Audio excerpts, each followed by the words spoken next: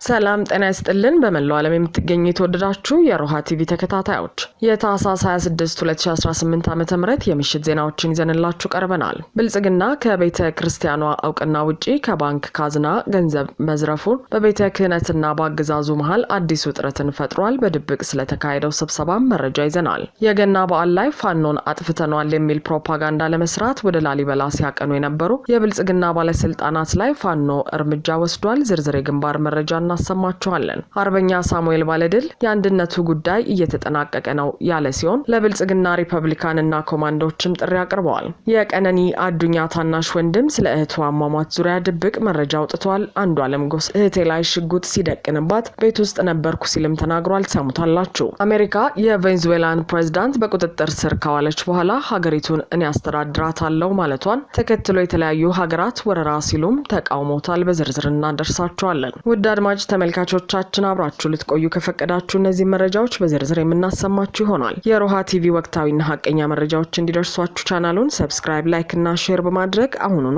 ቤተሰብ ይሁኑ። የብልጽግናው አገዛዝ ያለ ቤተ ክርስቲያኗ እውቅናና ፍቃድ ከቤተ ክርስቲያኗ ካዝና ገንዘብ መዝረፉ ተገለጸ።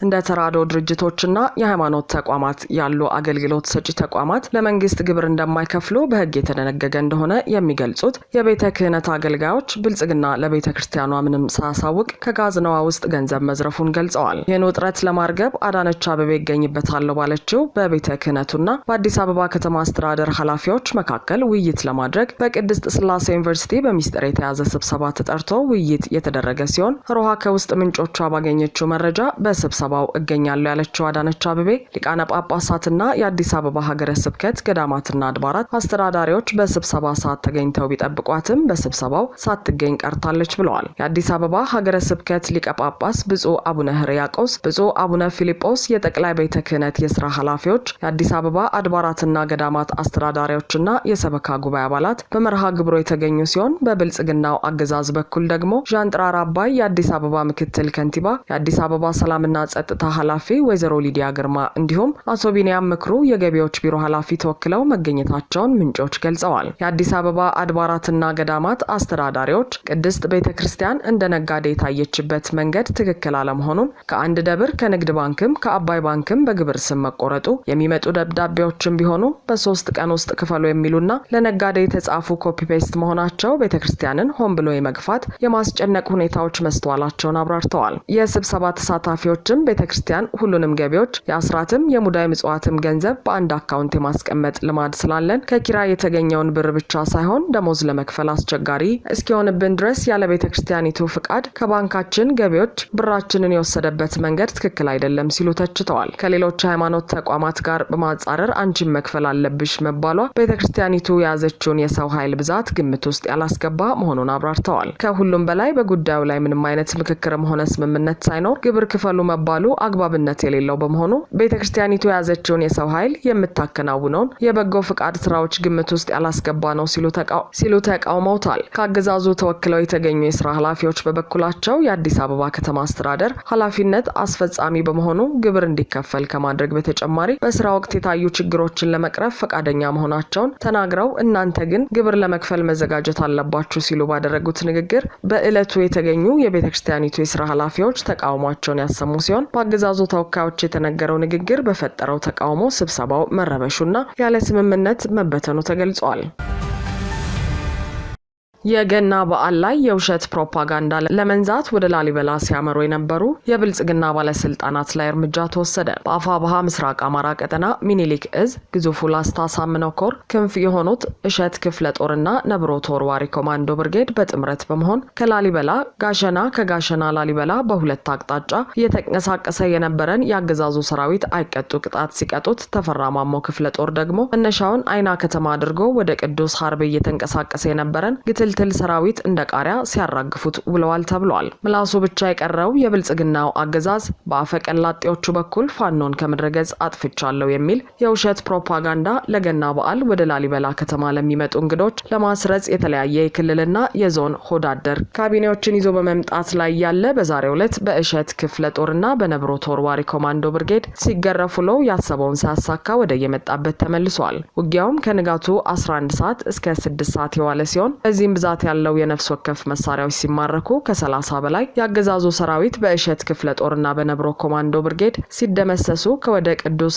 ሀርቤም በተፈራ ማሞ ክፍለ ጦር ሲገረፉ ለው ሙትና ቁስለኛ ሆኖ ወደ አይና ከተማ ተመልሷል። የአፋብኃ ምስራቅ አማራ ቀጠና ሚኒሊክ እዝ ምክትል ወታደራዊ አዛዥና የላስታ ሳምነው ኮር ሰብሳቢ አርበኛ ወንድሙ ማሩ በደመቀ ሁኔታ ታህሳስ 29 የሚከበረው የገና በዓል አገዛዙ ከሚያስበው በላይ እኛ እንዲከበርልን እንፈልጋለን ያለ ሲሆን ነገር ግን በዚህ በዓል የብልጽግና አፈቀላጤ ስለ አማራ ትግልም ሆነ ስለ አማራ ፋኖ የውሸት ፕሮፓጋንዳ የሚያሰራጩ ከሆነ እኛ በአቅራቢያው እስካለን ድረስ እርምጃን ወስዳለን ብለዋል። በተያያዘ ዜና የአማራ ፋኖ ብሔራዊ ኃይል ደቡብ አማራ ቀጠና አሳምነው እዝ ከሰም ሁለተኛ ኮር ነበልባል ክፍለ ጦር ዛሬ ታህሳስ 26 2018 ዓ.ም ከሌሊቱ 11 ሰዓት አካባቢ የፋኖ አባላቶችን በሌሊት ለመክበብ የተንቀሳቀሰው አገዛዙ ያላሰበውን ኪሳራና ውርደት ተከናንቦ በመለሱን አስታውቋል። በቀን ውጊያ አልሳካለት ያለውና ዘውትር የሰራዊቱን አባል በየተራራውና በየሸለቆው በፋኖች ጥይት እየረገፉበት የተማረረው የአምስተኛ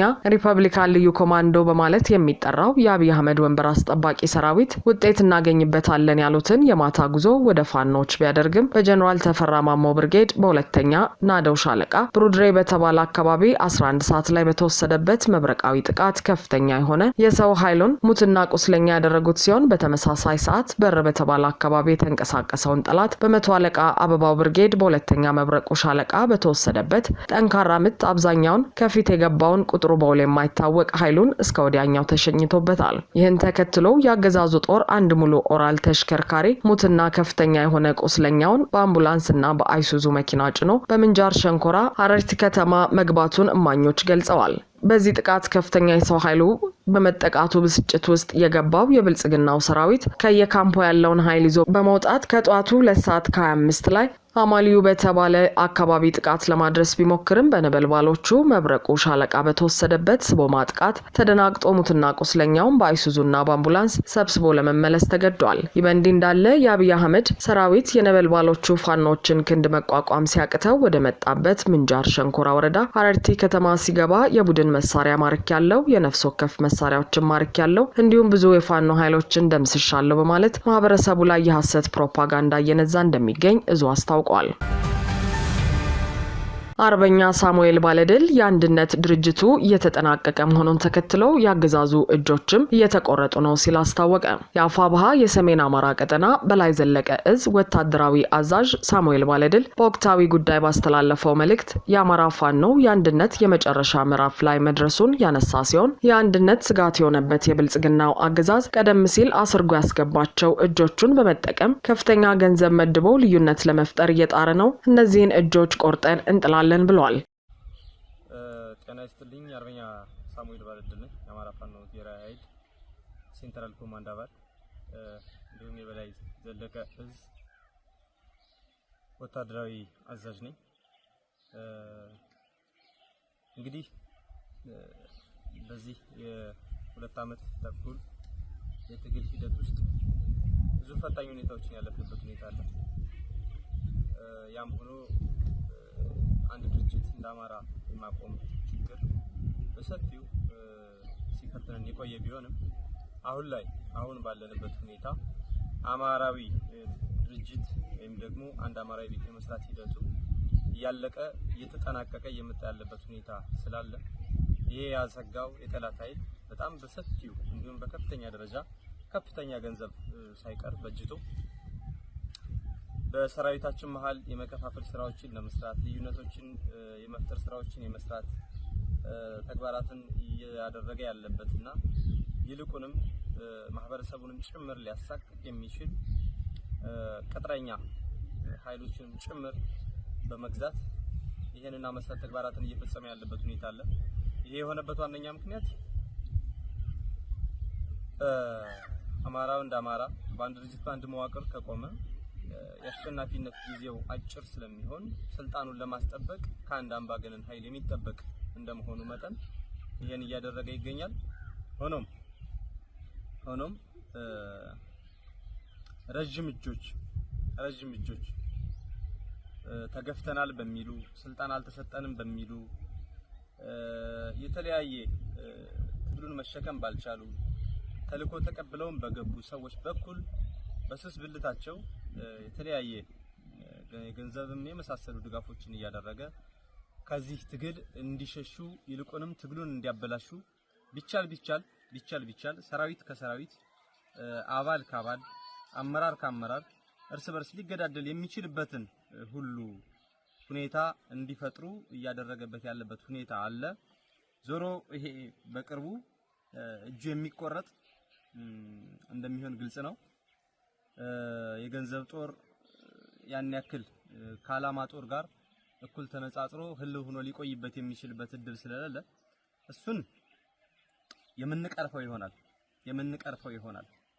አክሎም አርበኛው አማራ አንድ ባለመሆኑ አጋጣሚውን ተጠቅመው ሰርገው የገቡ ያገዛዙ እጆች ቅርብ ወራጅ ናቸው ያለ ሲሆን አንድነቱ እየተጠናቀቀ መሆኑን ስላወቁ ወደ አለቆቻቸው እየተመለሱ እንደሆነም ገልጿል። ለዚህም ማሳያ በግለሰብ ደረጃ ተደራደርን እያሉ የሚመለሱትን መመልከት በቂ ነውም ሲል አስታውቋል። የእነዚህ ባንዳዎች ቅሪት አሁንም የእነሱን ፈለግ ተከትለው ሊሄዱ እንደሚችሉ ሊታወቅ ይገባል። ምንም መደናገር አያስፈልግም ብሏል አርበኛው በመልእክቱ።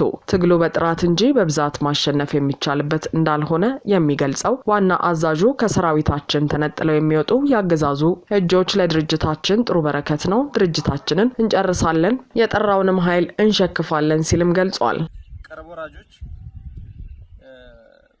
ወደ ጠላት እየገቡ ተደራደርን እያሉ ሁሉ እስከ ትልልቅ የድርጅት አመራር ነን የሚሉ ተልእኮ ተሸካሚዎች ሳይቀር እየገቡ ያለበት ሁኔታ ነውና ይሄ ወቅት ትልቅ እና በጣም ጥሩ ወቅት እንደሆነ እንገመግማለን። ምክንያት በፋኖነት ማሊያ ፋኖን መስሎ የፋኖነትን ክብር ስም ሊያጠፋ በሚችል መንገድ አስነዋሪ ተግባራትን ከጠላት ጋር ሆኖ በማህበረሰብ ላይ ጭምር ሲያደርግ የነበረ ኃይል በየጊዜው ነገር እየጠበበ ሲመጣ እየሄደ የሚገባበት ምረት እያለ የሚሸጎጥበት ጊዜ ነው። ከትልልቅ የድርጅት አመራሮች ጀምሮ እንደ ምሳሌ እነ ማስረሻ ሰጤ፣ እነ ጸዳሉ እንዲሁም ሌሎቹ አሁንም በእያንዳንዱ ድርጅት እንዲሁም ተቋም ድምጻቸውን አጥፍተው ሰራዊት በማፍረስ የተጠመዱ ነገ እነሱን ሊከተሉ የሚችሉ ኃይሎች እንዳሉም ጭምር መረዳት ሊኖርበት ይገባል። ይሄ ሲሆን መደናገር አይጠበቅብንም።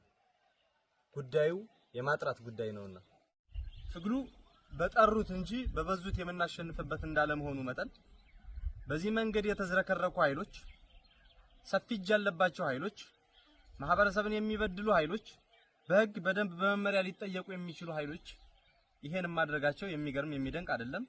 ይልቁንም ለትግሉ ግን ይሄ መሆኑ ትልቅ በረከት ነው። በበዙት ሳይሆን በጠሩት እናሸንፋለንና ይሄንና መሰል ኃይሎች ገብተዋል።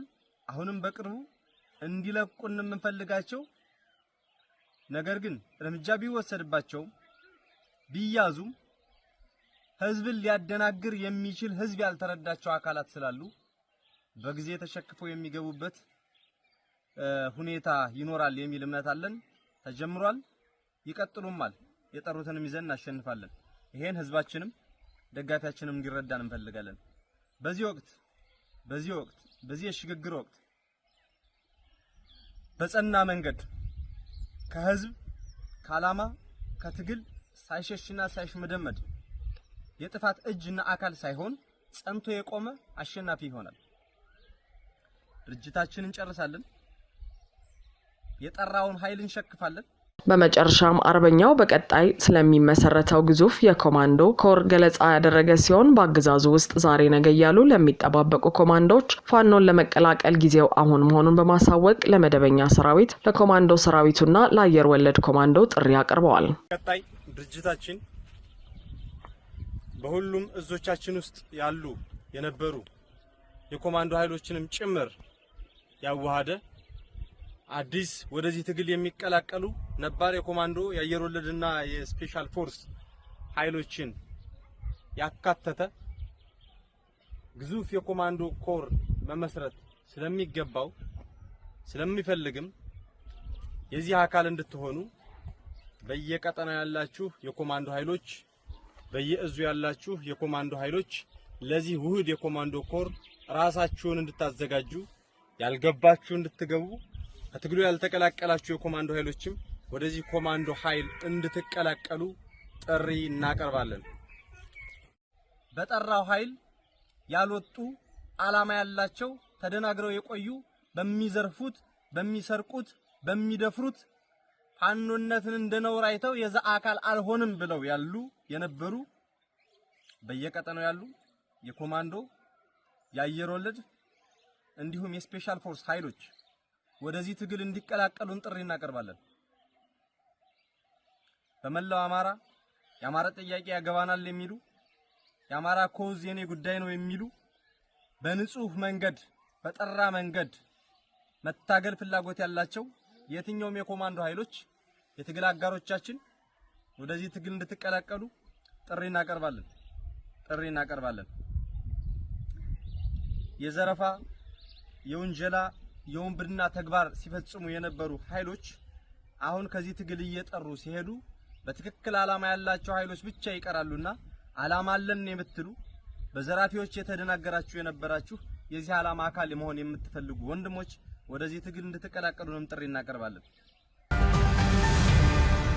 የቀነኒ አዱኛ ወንድም በእህቱ አሟሟት ዙሪያ ድብቅ መረጃዎችን አጋለጠ። የሟች ወንድም ሊበን አዱኛ በማህበራዊ ሚዲያ ላይ ባሰራጨው መልእክት ሟች ሞዴል ቀነኒ አዱኛ ከባለቤቷ ድምፃዊ አንዱዓለም ጎሳ ጋር መኖር ከጀመረችበት ዕለት አንስቶ እስከ እልፈተ ህይወቷ ድረስ ያሳለፈችውን የትዳር ውጣ ውረድ በፎቶ ማስረጃዎችን በማጋለጥ እውነታውን ይፋ አውጥቷል። ከሟች እህቱና ከአንዱዓለም ጎሳ ጋር አንድ ላይ ይኖር እንደነበር የተናገረው ሊበን በመኖሪያ ቤት ውስጥ ሲፈጸምባት የነበረው ግፍ በሙሉ አጋልጧል። ሊበን ባጋለጠው መረጃ ሞዴል ቀነኒ በባለቤቷ በተደጋጋሚ የአካል ድብደባ ሲደርስባት እንደቆየና አልፎም በጦር መሳሪያ ጭምር ያስፈራራት እንደነበርና በሻተር ላይም ተኩሶት እንደሚያውቅ ተናግሯል። ጥቃት የሚያደርስበትን ምክንያት የተለያየ በመሆኑ እርግጠኛ መሆን የማይቻል መሆኑን የገለጸው የሟች ወንድም በተደጋጋሚ ጊዜ ግን ድምፃዊው ከቤት ውጪ የገጠመውን ችግር እቤት ይዞት በመምጣት የልሁ መወጫ ያደርጋት እንደነበር ተናግሯል። ከመሞቷ 3 ሳምንት በፊትም ሌሊት 11 ሰዓት ከስራ ሲመለስ የተለመደ ጭቅጭቅ ተፈጠረ፣ ግንባሯ ላይም ሽጉጥ ደቅኖባት ነበር ሲል ጉዳዩን የገለጸው ሊበን የቤቱ መስታወት በር ላይ ተኩሶት ትቷት ሄደ፣ ተደብድባ ፊቷም አብጦ ነበር ሲል ገልጿል። አክሎም አንዱዓለም እጾችን ይወስድ እንደነበር የሚያነሳ ሲሆን ግጭት ሲፈጠር እሷም ለኔ ለመከላከል ስትል ጸባቸውን እንዳይ አትፈልግም፣ እሱም በመሃላችን እንዳትገባ ይለኛል ሲል ጉዳዩን አሳውቋል። አሜሪካ የቬንዙዌላን ፕሬዝዳንት በቁጥጥር ስር ካዋለች በኋላ ትራምፕ በሰጡት መግለጫ ሀገሪቱን አስተዳድራለሁ አለች። የሀገሪቱን የነዳጅ ሀብት ትላልቅ የአሜሪካ ኩባንያዎች ወደ ቬንዙዌላ እንዲገቡ በማድረግ አለመዋሉ ያለችው አሜሪካ ቬንዙዌላ ውስጥ ጥቃት እንዲፈጸም አዘው ፕሬዝዳንቱን በቁጥጥር ስር ያዋሉት ዶናልድ ትራምፕ አስተማማኝ ሁኔታ እስኪፈጠር ድረስ አሜሪካ ሀገሪቱን እንደምትመራ አስታውቀዋል። ፕሬዝዳንት ትራምፕ ቬንዙዌላ ላይ ድንገተኛ የኮማንዶ ጥቃት በመፈጸም የሀገሪቱ መሪ በአሜሪካ እጅ መግባታቸውን በተመለከተ በሰጡት ጋዜጣዊ መግለጫ አስተማማኝ ተገቢና ህጋዊ ሽግግር እስኪካሄድ ድረስ ቬንዙዌላን አሜሪካ ታስተዳድራለች ሲሉ በኩራት መናገራቸውን ቢቢሲ ዘግበዋል። በጋዜጣዊ መግለጫቸው ላይ ትራምፕ የሀገሪቱን የነዳጅ ሀብት በተመለከተም ትላልቅ የአሜሪካ ኩባንያዎች ወደ ቬንዙዌላ በመግባት መሰረተ ልማቶቿን መልሶ በመጠገን ለሀገሪቱ ገቢ ማስገኘት ይጀምራሉ ሲሉ መናገራቸው ተዘግበዋል። ከፍተኛ የነዳጅ ዘይት ሀብት ያላት ቬንዙዌላ ባለፉት ሳምንታት ምርቷን ወደ ውጭ እንዳትልክ በአሜሪካ እንቅፋት ተፈጥሮባት ቆይተዋል። ነዳጅ ጫኝ መርከቦችም ከነጭነታቸው በአሜሪካ ቁጥጥር ስር ወድቀዋል።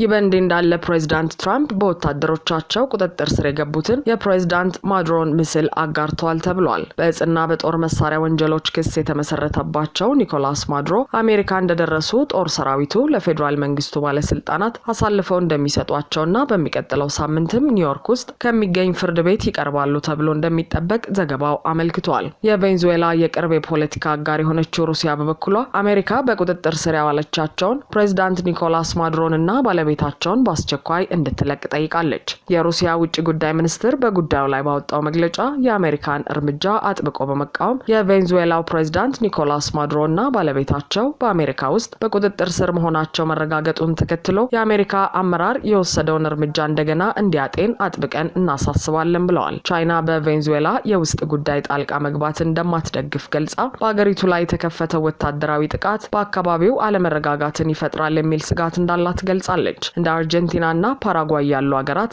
አምባገነኑ ስርዓት መውደቁ ለቀጠናው ሰላም ነው በሚል ድጋፋቸውን ገልጸዋል። እንደ ኩባ፣ ኒካራጓ እና ቦሊቪያ ያሉ ሀገራት ድርጊቱን የአሜሪካ ኢምፔሪያሊዝም ወረራ ሲሉ አውግዘውታል። ሜክሲኮና ኮሎምቢያ ደግሞ ሁኔታው ወደ ቀጠናዊ ጦርነት እንዳያመራ ስጋታቸውን ገልጸዋል። በካራካስ ጎዳናዎች ላይ ግራ መጋባትና ስጋት ነግሷል። አንዳንድ ወገኖች ነጻ ወጣን በሚል ደስታቸውን ሲገልጹ፣ የማድሮ ደጋፊዎችና ታጣቂዎች ደግሞ ከአሜሪካ ጦር ጋር ግጭት ውስጥ ሊገቡ እንደሚችሉ እየተፈራ ነው።